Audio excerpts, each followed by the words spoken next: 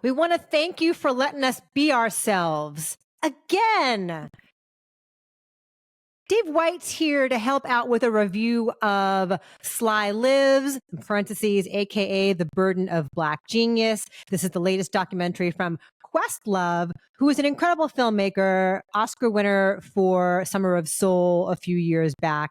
And now he is taking his encyclopedic knowledge and passion for music and turning it toward Sly Stone, Sly and the Family Stone. The title is Sly Lives, !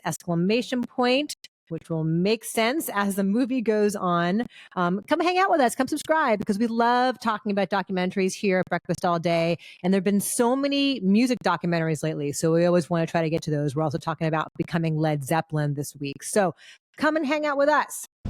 You are at the place that every musician wants to be. You get there and you blow it. Sly Stone, hugely influential, total genius.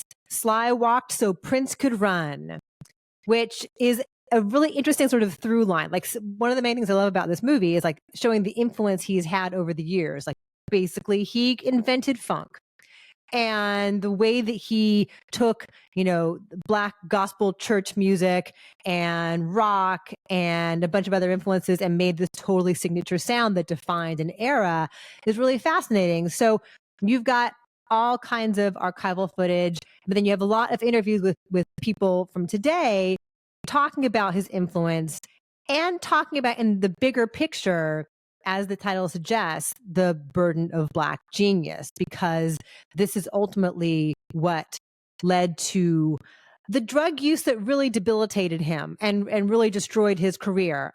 We were talking a bit ago about the Led Zeppelin documentary and how it is very affectionate and very warm.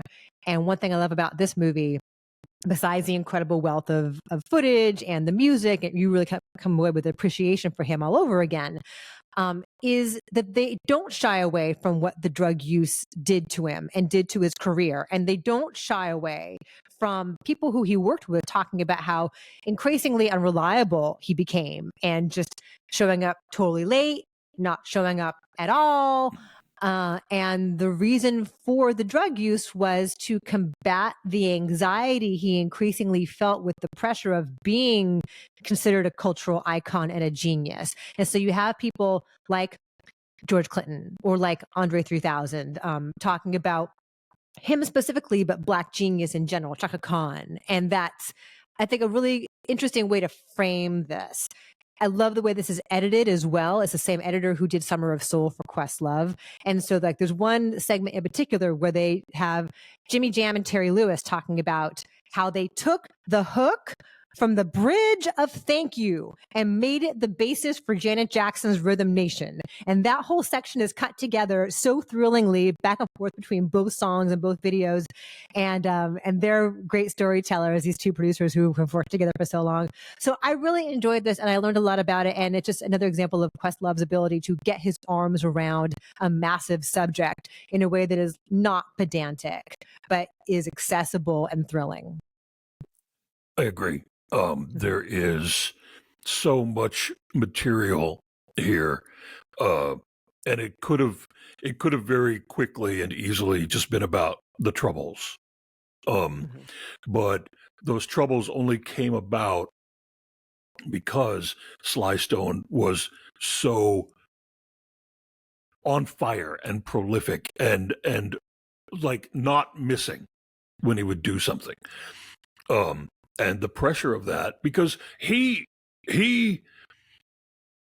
took what James Brown had been doing and sort of expanded it and incorporated white musicians to be a part of his team and incorporated women to be in the band.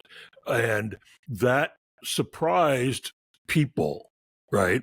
At that time, it was the late 60s and the civil rights movement was still, rolling along. The mainstream media wasn't yet ready for the integration of races and genders in a rock band. And radio was also at the time, highly segregated, so that, a band like Sly and the Family Stone comes along And they're not doing something that you've heard before. They're doing something that's sort of undefinable because so many things are happening at once. And it was just like through sheer talent and joy and force of will that they pushed themselves through the door. So I'm really glad that the documentary gives us that story, because they felt like, Andre 3000 says it in the doc, they felt like the future. And that's such an exciting moment to get to relive in this doc, especially if, like, people like you and me, we were either children or not yet born. I was not alive. Yeah, I was just like we just talked about the Led Zeppelin documentary. I was 5. And so it all just felt like, oh, well, this is the way the world is. Right? It didn't feel like, oh, this is new. It just felt like, oh, this is how life is. It's like Sly and the Family Stone. Yeah. Interesting, though, how the thing that was such a source of pressure for Sly Stone, that he was expected to take a stand on really tumultuous, difficult issues in America simply because he's a Black man. Yeah. Like, that's too much pressure. That's so presumptuous. And like, people expected him to align himself with the Black Panther Party.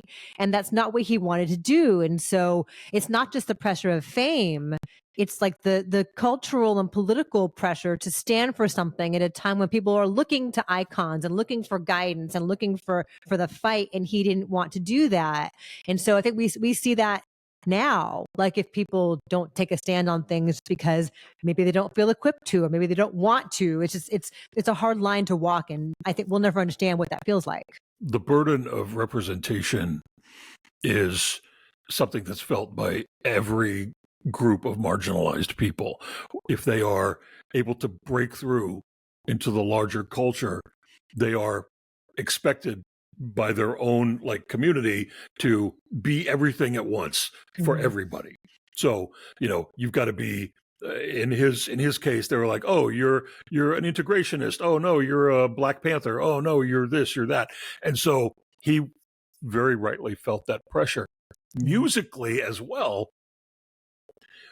Again, referring back to the Led Zeppelin doc that we just discussed, there's something that Jimmy Page says in that film where he said,